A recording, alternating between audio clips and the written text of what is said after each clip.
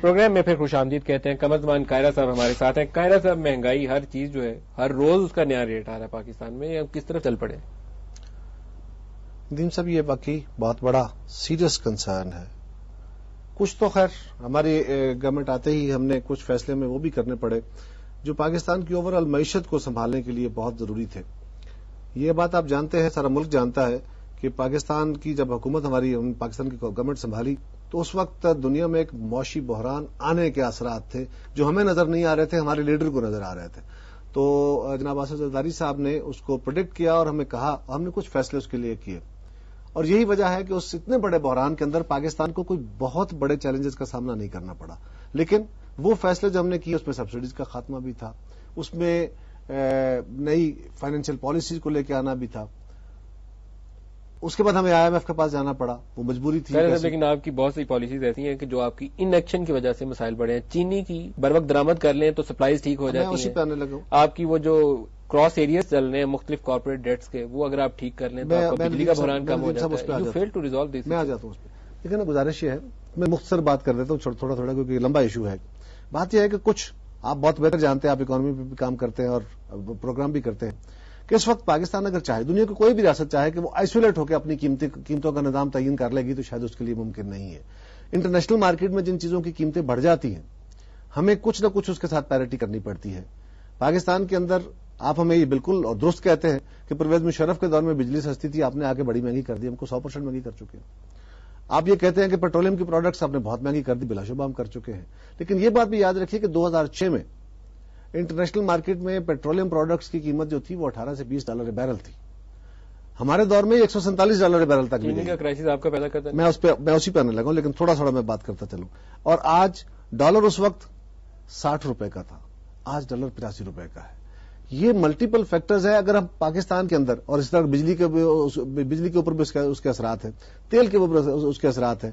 اگر آپ چینی پاکستان کے اندر اس وقت ہماری جو ڈیفیشنسی ہے، پچھلے سال نومبر میں یہ فیصلہ کیا گیا کہ چینی کی شارٹیج ہوگی اگلے سیزن میں، تو 1.2 ملین یا 1.1 ملین ٹن آپ امپورٹ کر لیں.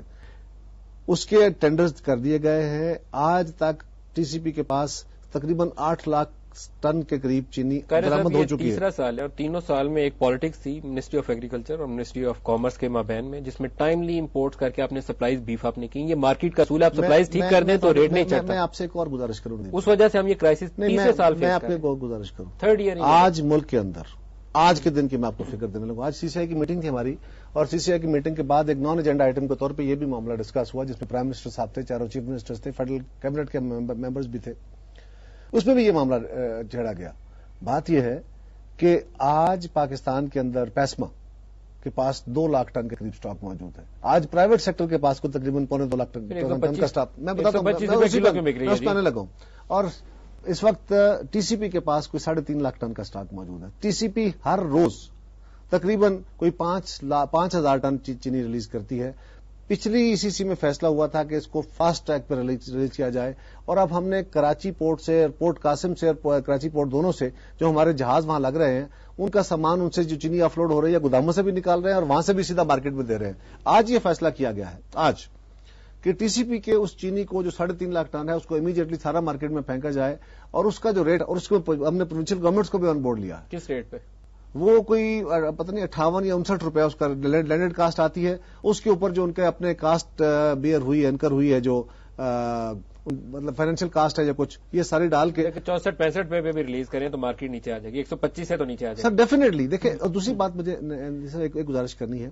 یہ بات تو درست ہے، آج ملک کے اندر چینی کی قلت نہیں ہے، ریٹ بہت زیادہ ہو گیا ہے، عام آدمی کی بساط سے باہر نکل گیا ہے. اب سوال یہ ہے کہ یہاں پہ کس نے انٹروین کرنا ہے؟ انٹروین کرنا ہے یہاں پہ فیڈرل گورنمنٹ نے آن سپلائی سائڈ اور پروونشل گورنمنٹ نے آن ہولڈنگ سائڈ. ہمیں اس بات کو ضرور دیکھنا چاہیے کہ ہم نے سپلائی سائڈ کے اوپر کمی نہیں آنے دی.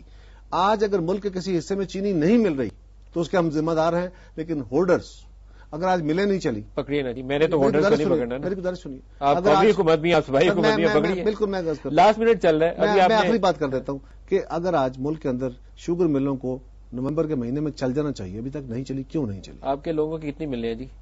مجھے لوگوں سے نہیں غرض جی. دیکھیں آپ کے نہیں، یہ دیکھیں سوال کرنا آپ نے کیا ہے تو خود ہی اس کا جواب بھی دے دیں. آپ کی اور نون لیگ کے لوگوں کی جو ہے نا کوئی 60% ملے ہیں جو پنجاب کے اندر پہلے کریشن سیزن شروع ہوتا ہے، سندھ کے کروائیے اندر نا شروع ہوتا ہے. تو دیکھیں آج بھی ہم نے کہا ہے وہاں پہ میٹنگ کے اندر بھی چیف منسٹرز کو یہ بات کہی ہے کہ جلدی ملوں کی کوشش کرنی چاہیے. مرزا صاحب کی بل، شریف فیملی کی بل، چودھریوں کی بل، دیکھیں وہ کس ہم نے آج بھی چیف منسٹرز کو یہ بات کہی ہے کہ بھائی یہ ملیں جلدی چلوائیں. اور ندیم صاحب مجھے صرف اتنی گزارش کرنی ہے کہ اس بات کا ہمیں بھرپور ادراک ہے. آپ انٹرنیشنل مارکیٹ کے مطابق millers are minting money like anything, وہ لوگ سفر کر رہے ہیں صرف.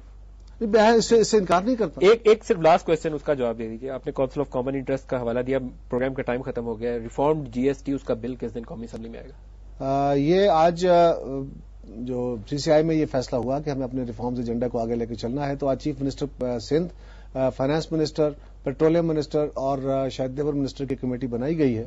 وہ آج یہ صبح بیٹھ کے ان کو کچھ تھوڑا سا ایشو رہ گیا تھا جو سیلز ٹیکس آن سروسز کا 7 آئٹمز ہیں جن کے اوپر سروسز کا ایشو ہے، وہ ریزالو کر کے تو کوئکسٹ پاسبل ٹائم میں ہم بل لانا چاہتے ہیں. اور ہم یہ کوئی ایس آر اوز کے ذریعے نہیں، ہم پارلیمان میں بل لائیں گے. پارلیمان کے ذریعے ٹیکسیشن ہوگی. اس سے پہلے آپ کے علم ہے کہ ٹیکسیشن ریفارم جی ایس ٹی کا بل جلد ہی قومی اسمبلی میں پیش کیا جائے گا. جی اس کے علاوہ کوئی راستہ نہیں ہے. بہت شکریہ قمر زمان کائرہ صاحب، وفاقی وزیر اطلاعات، آج کے پروگرام میں ہمارے ساتھ رہے. پروگرام کا وقت ختم ہو گیا. ندیم ملک کو اجازت دیجیے. خدا حافظ.